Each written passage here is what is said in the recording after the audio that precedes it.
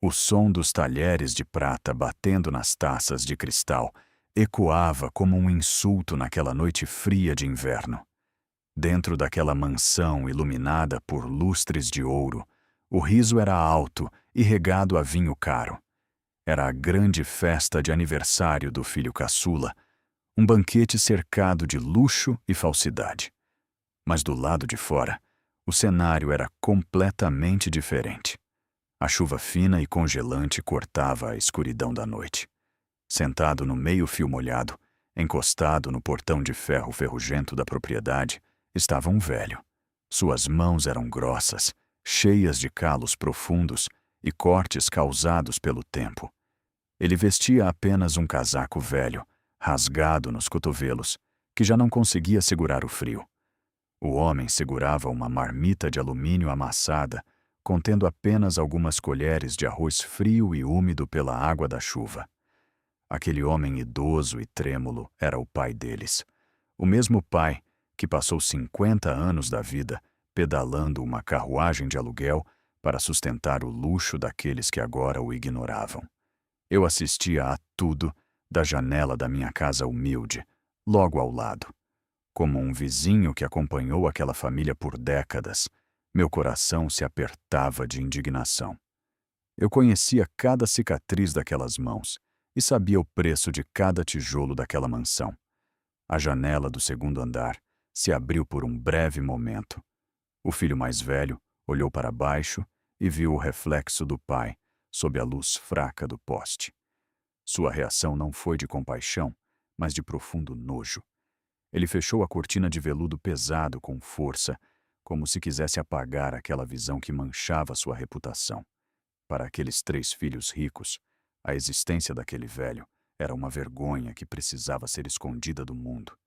Eles gastavam fortunas com jantares de negócios, mas não tinham uma cadeira para o próprio pai na mesa. O contraste era doloroso demais para ser ignorado. O cheiro da comida assada que saía pelas frestas da cozinha da mansão se misturava com o cheiro de terra molhada e abandono. O velho não chorava alto, apenas deixava as lágrimas silenciosas limparem a poeira de seu rosto cansado.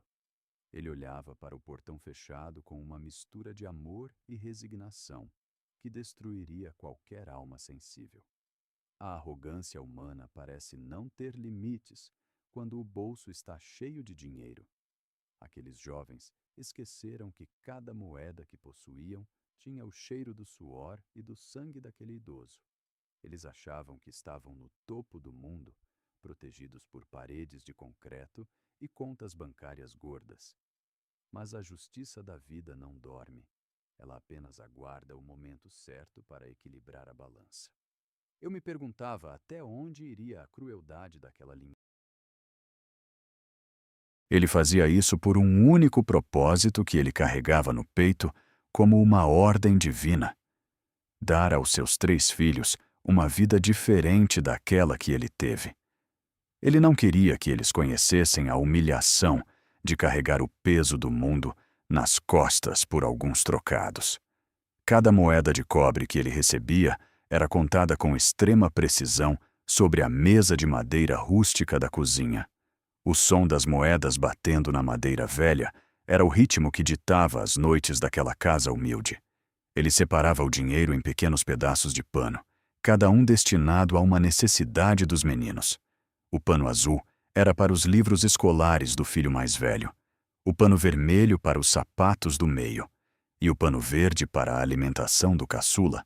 Muitas vezes eu vi seu Bento jantar apenas a água do cozimento do arroz, para que os 3 tivessem um pedaço de carne no prato. Ele sorria, vendo os filhos mastigarem, mesmo com o próprio estômago roncando de vazio. Os meninos cresceram vendo aquele sacrifício, mas a mente humana é um terreno perigoso e fértil para a ingratidão. À medida que os filhos progrediam na escola e passavam a frequentar os círculos sociais da cidade, o comportamento deles começou a mudar. A opulência tem uma maneira peculiar de cegar os olhos e endurecer os corações mais fracos. Quando a conta bancária daqueles 3 irmãos começou a transbordar, a presença do velho pai tornou-se um fardo insuportável. Eles não viam mais o homem que destruiu a própria saúde para dar-lhes um futuro, mas sim uma figura incômoda que não combinava com o mármore importado da sala de estar. A decisão de afastar o seu Bento não foi tomada de forma abrupta, mas sim planejada em sussurros durante jantares caros. Eu me lembro perfeitamente de uma noite de sexta-feira, quando as luzes da biblioteca da mansão ficaram acesas até a madrugada. As janelas estavam semi-abertas, e o vento trazia o som das vozes frias e calculistas dos 3 filhos. Eles estavam realizando uma verdadeira reunião de negócios, mas o produto em discussão era o destino do próprio pai. O filho mais velho, o advogado, liderava a conversa com a mesma frieza com que defendia seus clientes culpados no tribunal. Ele jogou uma pasta de couro sobre a mesa de vidro, fazendo um som seco que ecoou pelo ambiente. Ele dizia que a presença do velho na casa estava atrapalhando a imagem pública da família. O irmão do meio, o empresário de logística, folheava alguns papéis enquanto calculava os custos de manutenção de um ser humano. Ele argumentava que não fazia sentido gastar com empregados apenas para cuidar de um idoso que se recusava a usar roupas de grife. O caçula, com a arrogância típica de quem enriqueceu rápido demais, sugeriu que o pai fosse enviado para um asilo público no interior do estado. Para eles, o seu Bento era apenas uma engrenagem velha que já havia cumprido sua função, e agora precisava ser descartada de forma eficiente. O velho estava sentado no canto escuro do corredor, do lado de fora da sala, encolhido em sua cadeira de balanço antiga.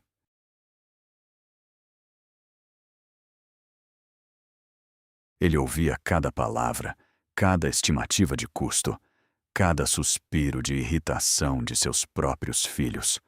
Suas mãos calejadas apertavam o tecido gasto de calça com tanta força que os nós dos seus dedos ficaram brancos. Nenhuma lágrima caiu de seus olhos naquela noite, pois a dor que ele sentia era profunda demais para ser expressa pelo choro. Era a dor de ver a própria carne e sangue transformando seu amor em uma planilha de despesas desnecessárias. No dia seguinte, a dinâmica da casa mudou completamente para isolar o idoso.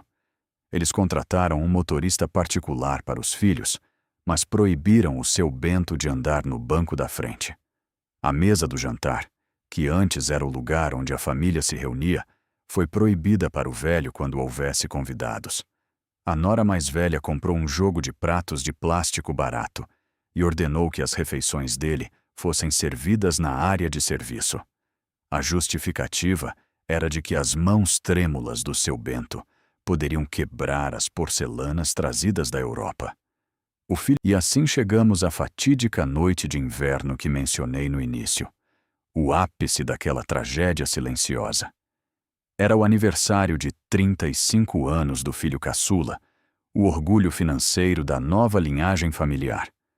A mansão estava decorada com flores brancas importadas, e o pátio da frente exibia carros cujos valores poderiam alimentar vilas inteiras.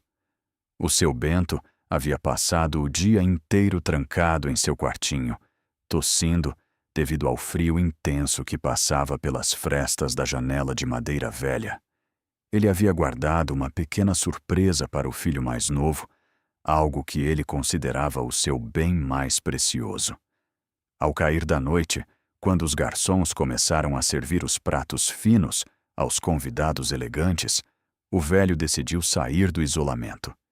Ele vestiu seu único casaco, o mesmo casaco cinza desgastado nos cotovelos que ele usava nos tempos de bicicleta. Com passos lentos e arrastados, segurando com as mãos trêmulas uma pequena caixa de papelão amassada, ele caminhou até o salão principal.